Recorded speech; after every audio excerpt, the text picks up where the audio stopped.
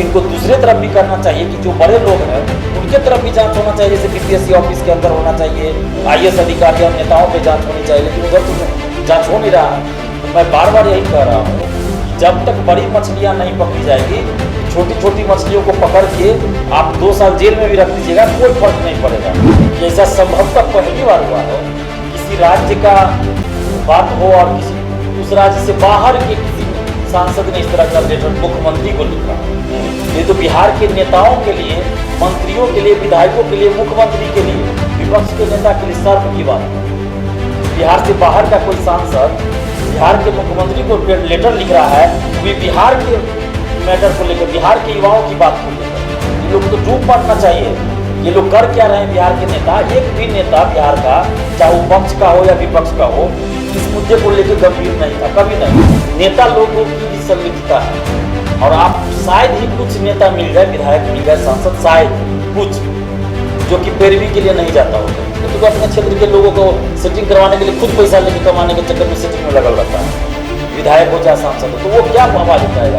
नमस्कार, आप देख रहे हैं NBC 24। मैं हूं आदेश पुरी। बीपीएससी 67वीं पेपर लीक कांड मामले में आज 2 प्रमुख खबरें आई। पहला, आपको बताएं कि अभी कुछ देर पहले इकोनॉमिक ऑफेंस यूनिट के द्वारा एक प्रेस रिलीज जारी किया गया। इसमें बताया गया है कि 3 लोगों को दिल्ली से गिरफ्तार किया गया है, जिनकी संलिप्तता जो है 67वीं पेपर लीक मामले में है। दूसरी खबर है कि पीलीभीत से बीजेपी के सांसद वरुण गांधी ने चिट्ठी लिखा है नीतीश कुमार को 67वीं पेपर लीक मामले को लेकर। हमारे साथ हैं दिलीप है, छात्र नेता हैं, इनसे हम बात करेंगे, लेकिन पहले आपको हम प्रेस रिलीज की बातें बता देते हैं। इसमें दिया हुआ है कि कुछ अभियुक्तों के दिल्ली में छिपने की जानकारी ईओयू को मिली थी, जिसके आलोक में एसआईटी की एक टीम 1 सप्ताह से दिल्ली में अभियुक्तों की गिरफ्तारी हेतु प्रयासरत थी। विशेष टीम द्वारा 5 जून को दिल्ली के बुराड़ी थाना अंतर्गत संत नगर से अभिषेक त्रिपाठी, जो कि खलीलाबाद जिला संत कबीर नगर उत्तर प्रदेश के रहने वाले हैं, महेश पूर्वे, ये जो हैं ये रुपौली थाना बिस्पी मधुबनी के रहने वाले हैं, प्रवीण कुमार यादव, जो कि आपको बताएं कि ये भी रुपौली थाना बिस्पी जिला मधुबनी के रहने वाले हैं। इनको गिरफ्तार किया गया है और 30 हजारी कोर्ट दिल्ली से ट्रांजिट रिमांड पर पटना लाया गया है। गिरफ्तार अभियुक्त महेश पूर्वे और प्रवीण यादव 67वीं संयुक्त प्रारंभिक प्रतियोगिता परीक्षा में सम्मिलित हुए थे और इनके व्हाट्सएप पर प्रश्न पत्र PDF परीक्षा से पूर्व कदाचार के उद्देश्य से मंगाया गया था, जिस इनके द्वारा पूर्व में गिरफ्तार एवं फरार कई अभियुक्तों को भेजा गया था। इनका इस कांड में अन्य अभियुक्तों के साथ साठगांठ होने की बातें सामने आई है। अभिषेक त्रिपाठी द्वारा सोल्वर का काम किया गया था और ये सभी बीपीएससी परीक्षा के प्रश्न पत्र को लीक कराने वाले गिरोह के सदस्य हैं। इस मामले में अग्रतर अनुसंधान किया जा रहा है। एसआईटी द्वारा इस कांड में आपराधिक षड्यंत्र, मनी ट्रायल एवं अन्य महत्वपूर्ण बिंदुओं पर अनुसंधान किया जा रहा है एवं इस पूरे गिरोह द्वारा किए गए षड्यंत्र में शामिल हर दोषी व्यक्तियों के विरुद्ध साक्ष्य के आधार पर कार्रवाई की जा रही है। तो आपको बताएं कि 14 गिरफ्तारी हो गई है, लेकिन अभी भी ये पता नहीं चला कि क्वेश्चन आउट किसने कराया, कहां से हुआ और किसने PDF बनाकर सबसे पहले सर्कुलेट किया। दिलीप है हमारे साथ। दिलीप, 3 और लोग गिरफ्तार हुए हैं, 2 मधुबनी के हैं और एक जो है उत्तर प्रदेश के हैं, लेकिन पिंटू यादव अभी तक गिरफ्तार नहीं हुआ। और प्रश्न आज 1 महीना होने जा रहा है, वही है क्वेश्चन लीक कराया किसने। देखिए, पिंटू यादव पे निश्चित रूप से किसी बड़े अधिकारी और बड़े नेता का हाथ है और इस वजह से नहीं पकड़ा जा रहा है। हो सकता है किसी मंत्री के आवास में ही छुपा हो, किसी आईएएस ऑफिसर के आवास में उड़ाता हो, कोई बड़ी बात नहीं है। क्योंकि बीपीएससी के पेपर लीक जो हुआ है, इसमें बड़े नेता और बड़े आईएएस ऑफिसर लोग संलिप्त हैं और इसीलिए अभी तक पिंटू यादव बचा हुआ है। वरना कौन सी बड़ी बात थी पिंटू यादव को पकड़ना? भाई कौन सा ये विदेश भाग गया या फिर ऐसा तो नहीं है कि ओसामा बिन लादेन और ये दाऊद इब्राहिम वाली बात तो नहीं हो गई है ना कि इसको पकड़ना मुश्किल है। निश्चित रूप से किसी अधिकारी या किसी नेता के आवास में ही होगा, निश्चित रूप से। और पुलिस इधर उधर हाथ पैर भाज रही है। बिहार में ही होगा, मुझे जैसा लगता है बिहार में ही, और वही लोगों के आवास में होगा जो मंत्री नेता इसमें इन्वॉल्व है, जो सेटर है, जो सबसे बड़ा शिक्षा माफिया बिहार का, मुझे तो लगता है ऐसा है। लेकिन खैर चलिए, 3 लोग पकड़े गए हैं, तो यह कम से कम आर्थिक अपराध इकाई टीम इतना काम कर रही है कि एक तरफ तो जांच कर रही है, जबकि इनको दूसरे तरफ भी करना चाहिए कि जो बड़े लोग हैं उनके तरफ भी जांच होना चाहिए, जैसे बीपीएससी ऑफिस के अंदर होना चाहिए, आईएएस अधिकारी और नेताओं पे जांच होनी चाहिए, लेकिन उधर तो जांच हो नहीं रहा है। तो मैं बार बार यही कह रहा हूँ कि जब तक बड़ी मछलियाँ नहीं पकड़ी जाएगी तो छोटी छोटी मछलियों को पकड़ के आप 2 साल जेल में भी रख दीजिएगा, कोई फर्क नहीं पड़ेगा, क्योंकि जब बड़ी मछलियाँ बाहर रहेगी ना तो फिर अगली बार परीक्षा होगी, फिर अगली बार वो इस तरह का बहुत सारा गैंग होगा उसके पास, फिर अगली बार हो जाएगा उसी तरह। एक और दूसरा मामला है, वरुण गांधी ने पत्र लिखा है नीतीश कुमार को और उन्होंने कहा है कि आदरणीय नीतीश जी, बीपीएससी में हुई धांधली से 6 लाख अभ्यर्थियों का भविष्य अधर में है। निष्पक्ष जांच, मुख्य साजिशकर्ता की गिरफ्तारी, परीक्षा की तारीख पर संशय एवं बीपीएससी चेयरमैन की बर्खास्तगी जैसे मुद्दे हैं जिन पर तत्काल कार्रवाई न्याय के साथ विकास की अवधारणा को मजबूती देगी। क्या करना है? देखिए, ये तो मुझे लगता है, जहाँ तक मेरा अनुभव है, कि ऐसा संभवतः पहली बार हुआ हो कि किसी राज्य का बात हो और किसी उस राज्य से बाहर के किसी सांसद ने इस तरह का लेटर मुख्यमंत्री को लिखा हो। तो ये तो बिहार के नेताओं के लिए, मंत्रियों के लिए, विधायकों के लिए, मुख्यमंत्री के लिए, विपक्ष के नेता के लिए शर्म की बात है कि बिहार से बाहर का कोई सांसद बिहार के मुख्यमंत्री को लेटर लिख रहा है, वो भी बिहार के मैटर को लेकर, बिहार के युवाओं की बात को लेकर। तो ये लोग को तो डूब मरना चाहिए कि ये लोग कर क्या रहे हैं। बिहार के नेता, एक भी नेता बिहार का, चाहे वो पक्ष का हो या विपक्ष का हो, इस मुद्दे को लेकर गंभीर नहीं था, कभी नहीं। सिर्फ जिस दिन पेपर आउट हुआ, एग्जाम कैंसिल हुआ, तो धड़ाधड़ एक एक ट्वीट सब कर दिए, देखा देखी कि कहीं तेजस्वी यादव ने ट्वीट किया तो चिराग पासवान को लगा होगा कि कहीं हम ट्वीट नहीं करें तो युवा हमसे नाराज हो जाएंगे। लेकिन कन्हैया कुमार जो है, उनका तो शायद ट्वीट भी नहीं आया होगा, मुझे लगता है, लेकिन वो भी बनेंगे बिहार के मुख्यमंत्री और युवा नेता अपने आप को कहते हैं। प्रशांत किशोर को ले लीजिए, अभी जनसुराज की बात करते हैं, लेकिन चुप, एक बार भी प्रेस कॉन्फ्रेंस करके किसी भी नेता ने नहीं, चाहे वो कन्हैया कुमार हो, तेजस्वी हो, चिराग हो, प्रशांत किशोर हो, सुशील मोदी हो, कोई भी हो, किसी ने भी एक दिन सिर्फ सबने ट्वीट कर दिया, बस बात खत्म कि हम दिखा दिए, लेकिन एक भी नेता ने उसके बाद सुशील मोदी तो बोल चुके हैं, सुशील मोदी तो बोल चुके हैं, बस एक बार बोले, हाँ, लेकिन वो बड़ा ही दमदार बात बोले हैं, लेकिन उसके बाद उनको लड़ना चाहिए इस चीज के लिए ना। वो बड़ा दमदार बात बोले हैं कि ऐसा हो ही नहीं सकता है कि आयोग के अंदर का कोई लोग इसमें शामिल ना हो, और उस तरफ भी जांच जो है नहीं बढ़ रही है। नहीं, तो फिर सुशील मोदी जी को इस पे करना चाहिए ना, फिर दोबारा उनको प्रेस कॉन्फ्रेंस करना चाहिए, इस बात पे करना चाहिए ना कि सरकार क्यों नहीं उधर जांच करवा रही है। तो सुशील मोदी जी भी सिर्फ दिखाने के लिए आ गए, इसका मतलब कि हम स्टूडेंट्स का सहानुभूति ले लेते हैं सिर्फ, बाकी तो उन्होंने कुछ किया नहीं। अगर सच में सुशील मोदी जी चाहते हैं या बिहार का कोई नेता कि युवाओं के साथ वो सच में खड़े हैं, तो हम तो अभी भी कर रहे हैं कि आप सड़क पे उतर के आंदोलन कीजिए, प्रेस कॉन्फ्रेंस कीजिए, आपके पास तो ताकत है। हम लोग के पास वो ताकत नहीं है कि हम प्रेस कॉन्फ्रेंस करेंगे तो मेरे सामने सारा नेशनल चैनल आ जाए, नहीं आएगा, एक भी चैनल नहीं आएगा, लेकिन आप आइएगा, आप तो हमेशा उठा रहे हैं, लेकिन नेशनल कोई भी टीवी चैनल नहीं आता। हम लोग दो बार हम प्रेस कॉन्फ्रेंस किए, एक भी टीवी चैनल नहीं आया, यूट्यूब चैनल लोग आए, उनको हम धन्यवाद भी देते हैं। और यूट्यूब चैनल की वजह से ही है कि आज जो है इतना ये मैटर भी चल रहा है, जिंदा है, और आप बराबर चला रहे हैं इसलिए जिंदा है, नहीं तो सब लोग मार चुका है इसको, कहीं कोई खबर ही नहीं बनती है।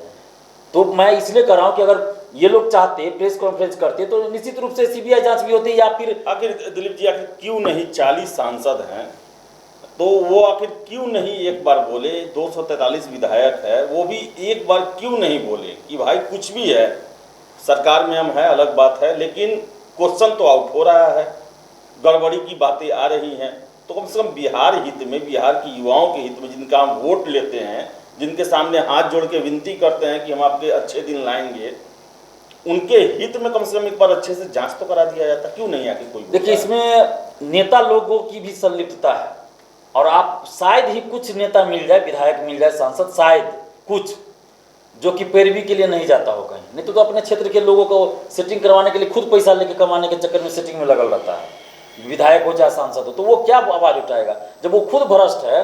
तो वो आवाज़ कैसे उठाएगा? वो भी अपने रिश्तेदार का या फिर पैसा लेके अन्य लोगों का करवाना चाहता है। अभी आप रिकॉर्ड निकलवाइए कि किस विधानसभा क्षेत्र से कितने लोगों का 64वीं बीपीएससी में हुआ है, कितने लोगों का दरोगा बहाली में हुआ है सिलेक्शन, पता चल जाएगा कि नीतीश जी के करीबी कौन नेता है, कौन विधायक है, कौन सांसद है जिनके यहाँ से सेटिंग से हुआ है। मेरिट से होना अलग चीज़ है, मेरिट से भी हुआ, हम ये नहीं कर रहे हैं, लेकिन सेटिंग से बहुत हुआ है। और मैं बार बार इसलिए कह रहा हूँ कि जब तक निष्पक्ष जांच और बड़े लोगों पे जांच नहीं होगी तो फिर कुछ नहीं होने वाला है। इस पत्र का असर क्या लगता है आपको होगा? नीतीश कुमार का जमीर जागेगा कि आखिर दूसरे राज्य का एक सांसद जो है वो पैरवी कर रहा है कि आप अपने राज्य के युवाओं का भविष्य देखें, जो भ्रष्टाचार के धांधली के आरोप लग रहे हैं उस पर आप ध्यान दें। क्या इसका कुछ असर होगा या फिर ये रफा दफा हो जाएगा? कुछ नहीं होगा, बस ये लेटर लिखा गया, बस वो वहीं तक सीमित है, कुछ नहीं, लेटर का कोई असर नहीं होगा। मुझे तो यही लग रहा है कोई असर नहीं होगा। हाँ, असर तब होता जब इस लेटर पे सारे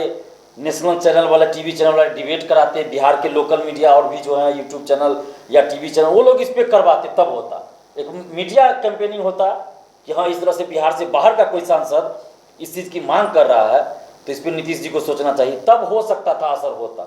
लेकिन यहाँ तो कोई कुछ कर ही नहीं रहा है, तो लेटर तो बस लिखा गया, बस हो गया काम। अब हो सकता है कि इस लेटर के बाद देखिएगा बिहार का एक दो नेता जरूर लेटर लिखेगा नीतीश कुमार जी को, हम पहले बता दे रहे हैं, हम नाम भी जानते हैं कि कौन नेता लिखेगा, लेकिन अभी नहीं बोलेंगे। लेकिन एक दो नेता जरूर है कि दिखाने के लिए लेटर लिखेगा, हो सकता है आज शाम में ही या कल ही लिख दे। लेकिन कोई भी नेता बिहार का जमीनी स्तर पर नहीं उतरा, ना प्रेस कॉन्फ्रेंस करके बोला, तो इसीलिए अब हम लोग बिहार के तमाम नेताओं, तमाम पॉलिटिकल पार्टियों के खिलाफ अब बहिष्कार आंदोलन हम लोग चलाएंगे, क्योंकि सबसे बड़ा गुनाहगार कोई है तो बिहार का ये जनप्रतिनिधि है, क्योंकि ये लोग आवाज नहीं उठाता है। अरे मुख्यमंत्री तो दोषी है ही, लेकिन आप क्या कर रहे हैं? जो 243 विधायक हैं, जो 40 सांसद है, जो 75 विधान पार्षद है और आपको 16 राज्यसभा सांसद है, क्या कर रहे हैं ये लोग? क्या मुख्यमंत्री जी ने सबके मुंह पे टेप लगा दिया कि मत बोलो, या फिर चमचागिरी करके मंत्री बनने का लालच है? यही हो सकता है, और क्या होगा? तो ऐसे नेताओं की जरूरत नहीं है देश को, न बिहार को। अब वैसे नेताओं की जरूरत है जो रियल में ईमानदारी के साथ काम करे, सच्चाई के राह पे चले और जनहित के बारे में सोचे, छात्र युवाओं के बारे में सोचे, वैसे नेताओं की जरूरत है। ऐसे नेताओं से अब हम लोग मोह भंग हो गया और इन लोगों का हम लोग अब बहिष्कार करेंगे। आंदोलन के बारे में क्या कहना है? आंदोलन हम लोग निश्चित रूप से करेंगे, छोड़ेंगे नहीं।